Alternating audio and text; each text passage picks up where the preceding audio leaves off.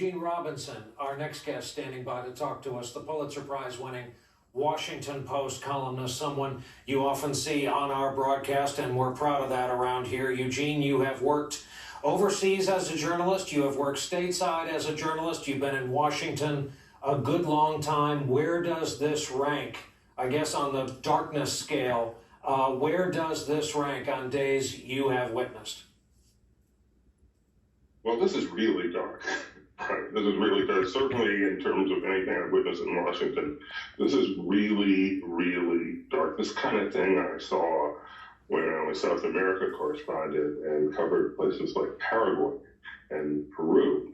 I mean, this was an attempted coup d'etat, and I think we need to step back and just look at what happened today. You know, the President of the United States, over a period of days and weeks, summoned this large, angry mob to Washington on January 6th. Be there, everybody come. And he assembled them in the ellipse, and he went out and gave them a speech to rile them into a frenzy, and sent them off marching toward the Capitol, telling them to be tough, be strong, with the objective of preventing a necessary step in the peaceful transfer of power between Trump, who lost the election, and Joe Biden, who won the election.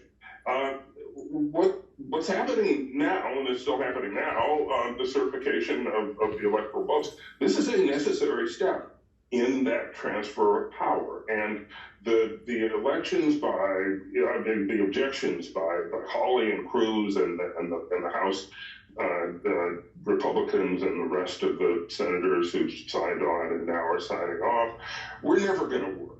It was never going to stop this inexorable process of Joe Biden becoming the next president. That's something that Donald Trump convinced his followers would never happen, could never happen. And he sent them down the avenue to try to prevent it from happening by force. This is an extraordinary thing that we've never seen anything like that. And they did manage to delay it. They invaded the Capitol, the citadel of our democracy, in a way that really hasn't been done since the British sacked and burned the Capitol in 1814 during the War of 1812. I mean, you know, there's been violence in the Capitol since then, but nothing like the sort of a mob sacking the building, and that's what happened today. It's beyond extraordinary. It was appalling, and the kind of thing that can't happen here.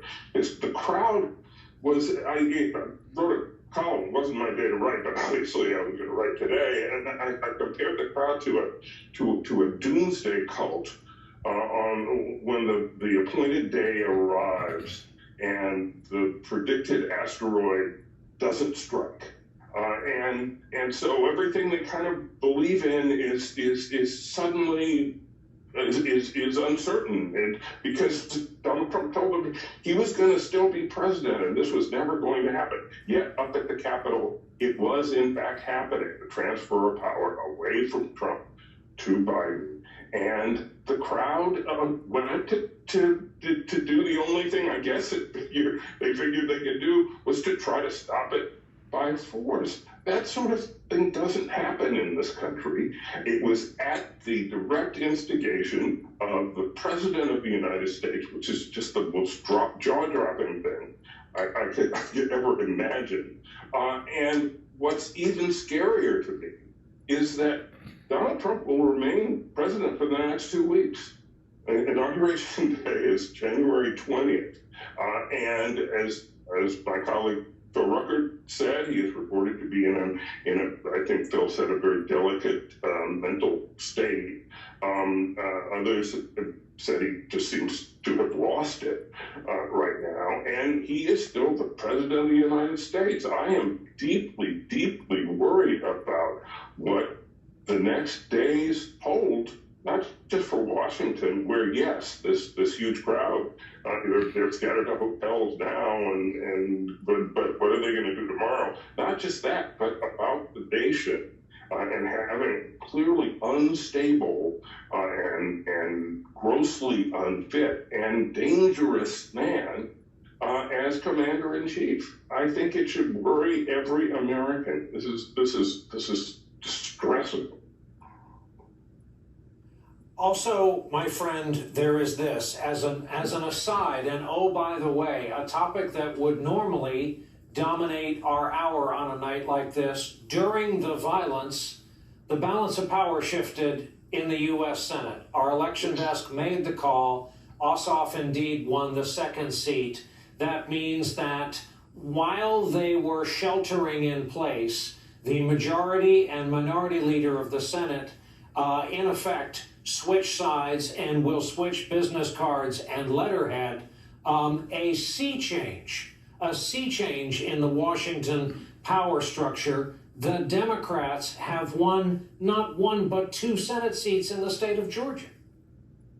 Right, and so if there hadn't been an attempted coup today, we'd be talking about that for the next weeks, right? I mean, this is a monumental political story. First of all, 2 Democrats won Senate seats in a runoff election in Georgia.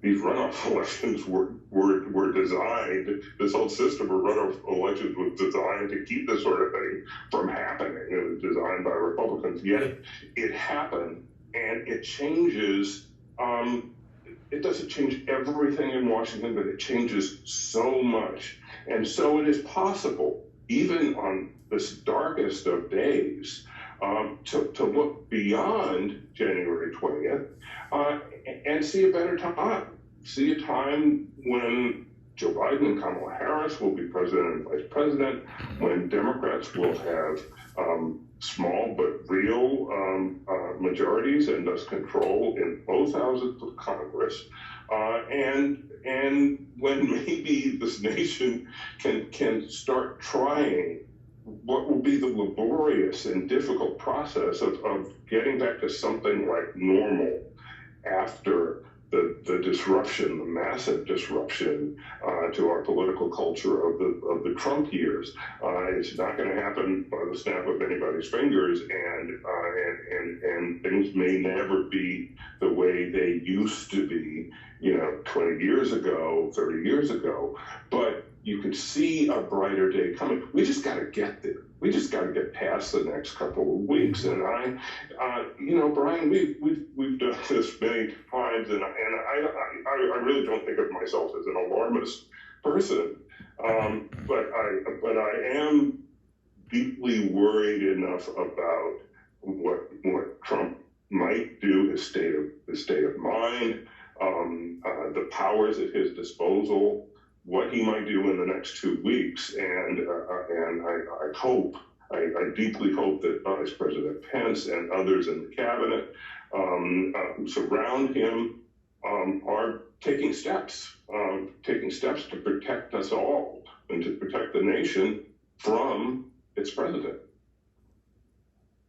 My friend, the Pulitzer Prize winner, Eugene Robinson, it worries me to hear you're worried, Eugene, but stay close and keep talking to us along the way.